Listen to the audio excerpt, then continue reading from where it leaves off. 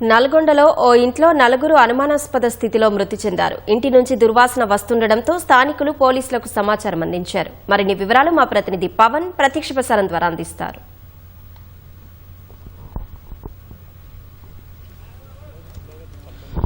నల్గొండలో ఉన్నటువంటి నాగార్జున సాగర్లో ఉన్నటువంటి తెలంగాణ కాలనీలో ఓ ఇంట్లో అనుమానాస్పద స్థితిలో 4 మృతదేహాలు బయటపడడం తీవ్ర కలకలం రేపుతుంది. స్థానికులు ఇచ్చినటువంటి సమాచారంతో పోలీసులు ఘటనా స్థలానికి చేరుకోగానే 4 మృతదేహాలు లభ్యమయ్యాయి. ప్రస్తుతం మనం ఘటనా స్థలం వద్ద ఉన్నాము. మనం చూడొచ్చు, ఇదే ఇంట్లో 4 మృతదేహాలు లభ్యమయ్యాయి. అయితే ఎండి సుల్తాన్ అలాగే హసీనా అనేటువంటి ఇద్దరు దంపతులు ఇంట్లో నివాసం ఉంటూ ఉంటారు. ఆ ఇద్దరితో పాటు మరో వృద్ధుడు అలాగే వారి కుమార్తె, ఈ నలుగురికి సంబంధించినటువంటి మృతదేహాలు అయితే ఇక్కడ లభ్యమవడం కలకలం రేపిందని చెప్పుకోవచ్చు. మనం చూడొచ్చు, ఘటనా స్థలానికి చేరుకోగానే పోలీసులు తొలుత మనం చూస్తున్నటువంటి ఆ గేట్ ఏదైతే ఉందో ఆ గేట్కి తాళం వేస్తుంది. ఆ గేట్కు ఉన్నటువంటి తాళాన్ని పగలగొట్టినటువంటి పోలీసులు ఇంట్లోకి వెళ్ళి చూడగానే ఇంటి ఆవరణలో బయట బాత్రూమ్ ఎదురుగానే 3 మృతదేహాలు లభ్యమయ్యాయి. సుల్తాన్కి సంబంధించినటువంటి మృతదేహం మాత్రం గదిలో మంచం కింద లభ్యమైంది. ఈ 4 మృతదేహాలు చూసి పోలీసులు షాక్ అయ్యారని చెప్పుకోవచ్చు. దీనికి సంబంధించినటువంటి పూర్తి వివరాలు ఏంటి, ఇది హత్య లేకపోతే ఏంటనే పూర్తి వివరాలు తెలియరాలి. అయితే దంపతులు ఇద్దరు కూడా హసీనా ఒక ప్రైవేట్ స్కూల్లో టీచర్గా పనిచేస్తున్నట్టుగా తెలుస్తుంది. అలాగే సుల్తాన్ ప్రకాశం బజార్లో ఉన్నటువంటి ఒక దుకాణంలో పనిచేస్తున్నట్టుగా కూడా తెలుస్తుంది. అయితే వాళ్ళ కుమార్తె కూడా ఈ మృతదేహాల్లో ఉంది. ఆ వృద్ధుడి మృతదేహం ఎవరిది అనేది అయితే తెలియాల్సింది. అయితే ముఖ్యంగా ఇక్కడ ఈ దంపతులు హసీనా సుల్తాన్కి సంబంధించినటువంటి కుమార్తె మృతదేహం అక్కడ ఉంది. వీళ్ళ కుమారుడు మాత్రం ప్రస్తుతం ఆచూకీ తెలియట్లేదు. ఆయన ఏసీ టెక్నీషియన్గా పనిచేస్తున్నట్టుగా కూడా తెలుస్తుంది. అయితే ప్రస్తుతం వాళ్ళ కుమారుడు అయితే అందుబాటులో లేకపోవడంతో అనేక అనుమానాలు వ్యక్తమవుతున్నాయని చెప్పుకోవచ్చు.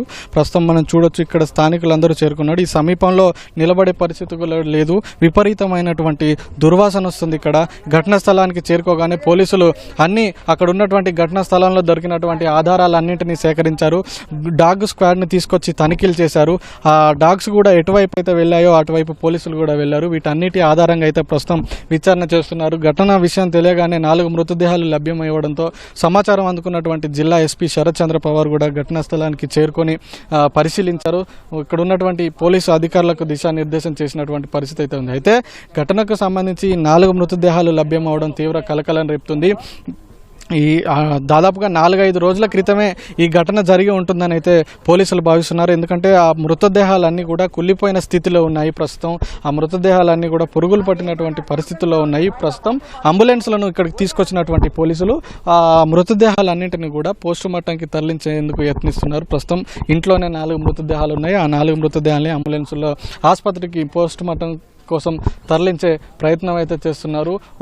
ఏ ఒక్క ఆధారాన్ని కూడా పోలీసులు వదిలిపెట్టకుండా అన్ని వివరాలు సేకరిస్తున్నారు. ఇంటి పక్కన ఉన్నటువంటి వాళ్ళందరినీ కూడా విచారించారు. వాళ్ళని కూడా అడిగినప్పటికీ కూడా ప్రస్తుతం అయితే ఎవరు తమకేమీ తెలియదనే విషయాలే చెప్తున్నారు. అయితే తర్వాత ఒక్కొక్కరిని వేరువేరుగా విచారించినప్పుడు అసలు ఘటన జరగడానికి 4-5 రోజుల ముందు రోజు ఏం జరిగింది, ఇంట్లో ఏమైనా గొడవలు జరిగాయా, లేదా ఎవరైనా చుట్టాలు కానీ వచ్చారా, లేదా ఇంకెవరైనా కానీ ఇంటికి వచ్చారా, అసలు ఏం జరిగిందనే పూర్తి వివరాలు కూడా పోలీసులు చుట్టుపక్కల వారి నుంచి సేకరించే అవకాశం అయితే కనిపిస్తుంది. ప్రస్తుతం ఈ 4 మృతదేహాలకు సంబంధించి ఈ మిస్టరీ ఇంకా వీడలేదని చెప్పుకోవచ్చు. ఇది హత్య, సామూహిక హత్య, లేకపోతే బలవన్మరణమా, లేదా ఎవరైనా చేసి వెళ్ళిపోయారనేది తెలియాల్సింది. ఎందుకంటే 3 మృతదేహాలు ఆవరణలో ఉన్నటువంటి బాత్రూమ్ ఎదురుగా ఉన్నాయి.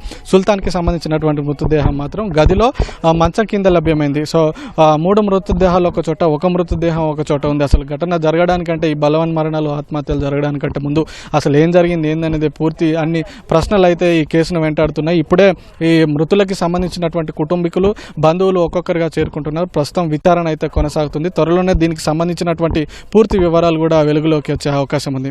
Over to you. ధన్యవాదాలు పవన్.